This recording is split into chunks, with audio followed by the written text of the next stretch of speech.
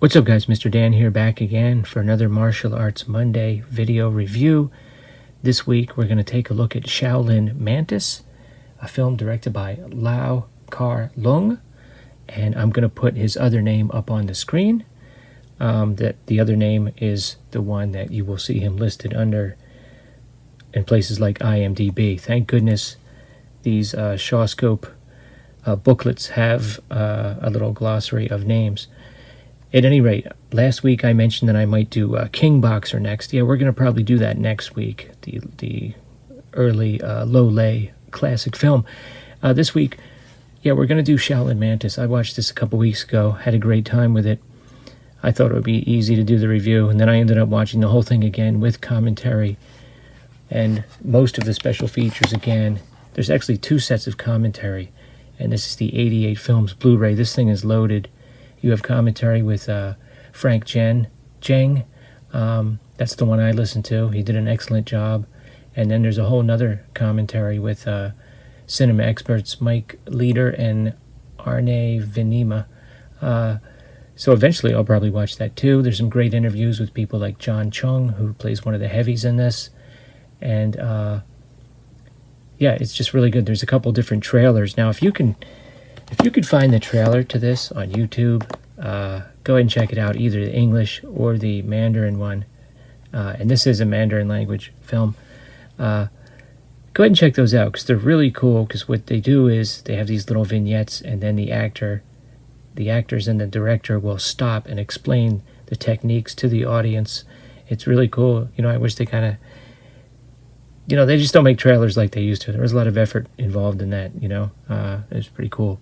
So yeah, this is an extremely solid film directed by Lau Kar-leung, who in the past I've described as that tough little guy who fought Jackie Chan in Drunken Master 2. Now, he also directed that film, at least up to a point. I believe he had a falling out with Jackie Chan, so he left that one.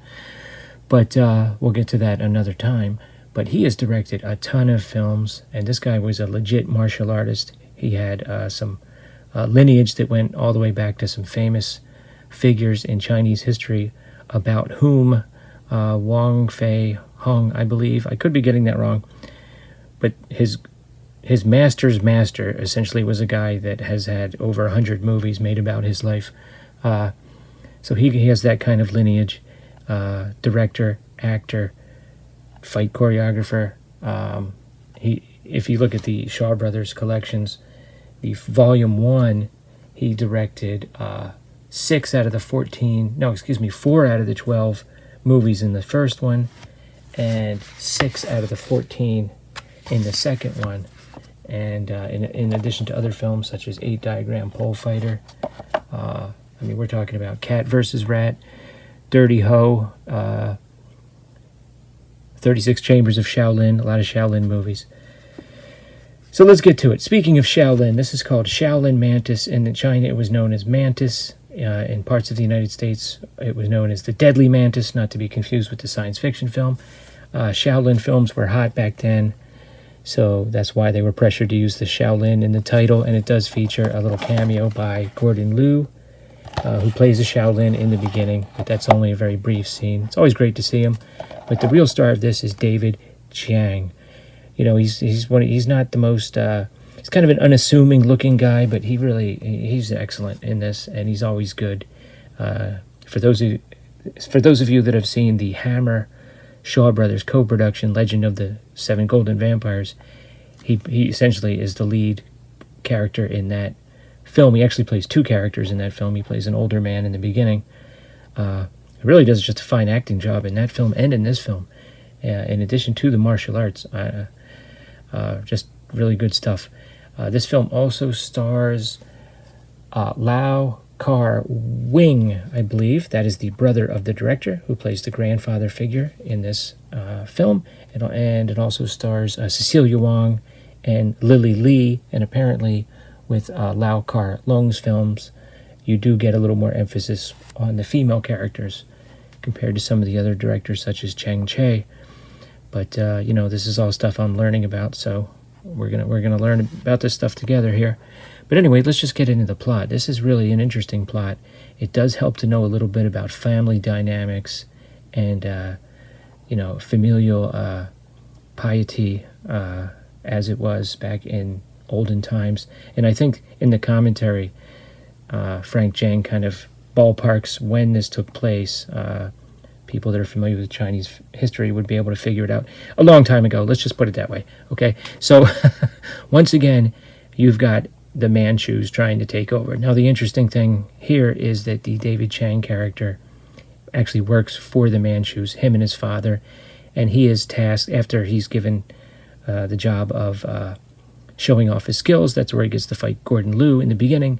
The Manchu emperor or governor of that region gives him a task that he just can't say no to, where he has to infiltrate the famous Tian household. And this guy is like kind of a rebel leader, or thought to be, and he possibly has a list of rebel names. So they give him the unenviable task of trying to infiltrate this household. So it's interesting, the guy that is the protagonist in this is usually one of the bad guys in the other films. But where does his loyalty lie? And what happens is he arrives at this mansion. He's kind of scoping it out just at the perfect moment, because the young granddaughter, played by Cecilia Wong, is kicking out her teacher. And we're not talking about martial arts teacher, just her teacher, because he's basically too old and she's not learning anything. So then the David Chang character says, oh, I'm a teacher, I could teach her. So he basically takes the job, despite the fact that some of the family members, including a whole host of mean-looking uncles, they're kind of giving him the stink eye. But he gets the job and starts to educate this young firebrand. And Cecilia Wong is very good in this. She's very spunky. Apparently she did a lot of work on TV, so she didn't begin as a trained martial artist, but she got very good at fight choreography. And her mom is played by Lily Lee, who is a well-known actress in these films.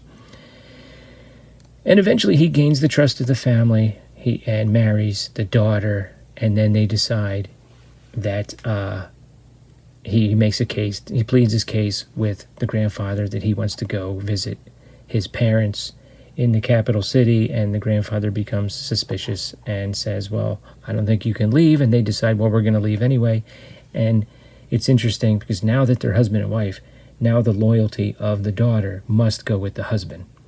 By the way, he's kind of a secret agent this whole time. I mean, she doesn't know that he's a martial artist.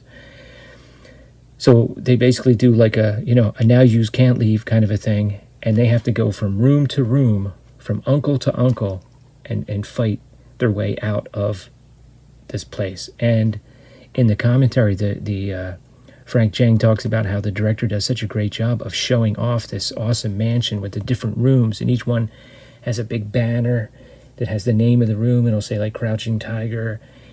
And later on, when we have fight scenes in the different mansion rooms and the hallways and so forth, we already know what to expect. When the David Chang character looks at the hallway and tries to move the fight into the hallway, we know that's because his praying mantis style gives him an advantage in an enclosed space. But I'm getting ahead of myself. So anyway, they fight their way out. There's a variety of great weapons, this trident thing, the different swords and so forth. And the daughter has to get involved. First of all, she's stunned that her husband is busting out with all these martial arts moves. So then they actually have to go into the mom's room and fight the mom, but she kind of gives them a break and helps them get out. And on the way out, some tragedy occurs. The David Chang character is kind of lost in the wilderness, as is often the case. A lot of times they'll meet an old master, but not in this one. In this one, he meets a frickin' praying mantis, and I'm not kidding. And it's actually pretty damn cool. He's in this like bamboo forest, and he just gets angry, and he's, because the whole situation is screwed up, and he just starts like thrashing all this vegetation and everything, and all of a sudden he looks in his hand, and he's got a praying mantis in there, and he kind of studies it, and the thing is like trying to fight him, and then he tries to throw it away, and it sticks to him, because they're forearms. And then he starts to sort of copy the style. And I know that sounds a little crazy, but the way they do it is pretty cool. And there's a lot of really good scenes where his shadow is projected up on like a cliffside or something, and he's looking at his own shadow, and it kind of looks like a praying mantis. And then he gets good at fighting in this sort of enclosed area with the pointy pieces of bamboo posing a hazard. And it's just really cool. It's one of the first movies that really borrowed the kung fu forms from an animal, or in this case, an insect. And it's just cool. So then he goes back for his revenge, as you probably figured out. And it's pretty cool because now he's got some new techniques. You know, he's got these incredibly strong, he's worked on his forearm strength in particular, and he's able to sort of grab the weapons from the uncles and like sort of shred them and crack them and break them. And there's several scenes where he will try to get the action into more confined areas. He uses a three-sectioned staff for a while. That's pretty cool.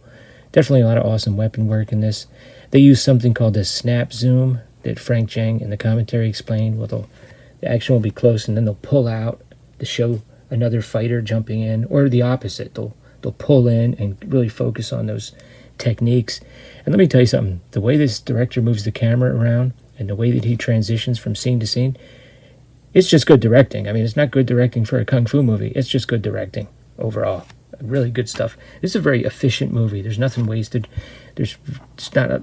I mean, I guess there's somewhat comical elements because the daughter is so spunky and everything, but there's not that comic relief character. It doesn't venture into that broad comedy at any point. This is a very tight, efficient movie. Excellent fight scenes. And then, of course, remember, he was supposed to be working for the Manchus at the end. So when all is said and done, there's still like the question of, hey, where's the loyalty? So at the very end, there's another little twist, and it's a punch in the gut. It really is. And this is an excellent film. David Chiang, he carries this movie. He absolutely nails it. Great special features on this 88 films. Even the white lanterns have significance. So I highly recommend, if you're interested in these type of films, watch it, and then watch it with the commentary. And next week, I will most likely come back with King Boxer. But what are your thoughts on Shaolin Mantis, a.k.a. the Deadly Mantis? Have you seen it? Are you interested? What are your thoughts about David Chiang or Lau Kar-leung? I'm still working on it. Let me know in the comments below, and come back again next week. Thanks. Later.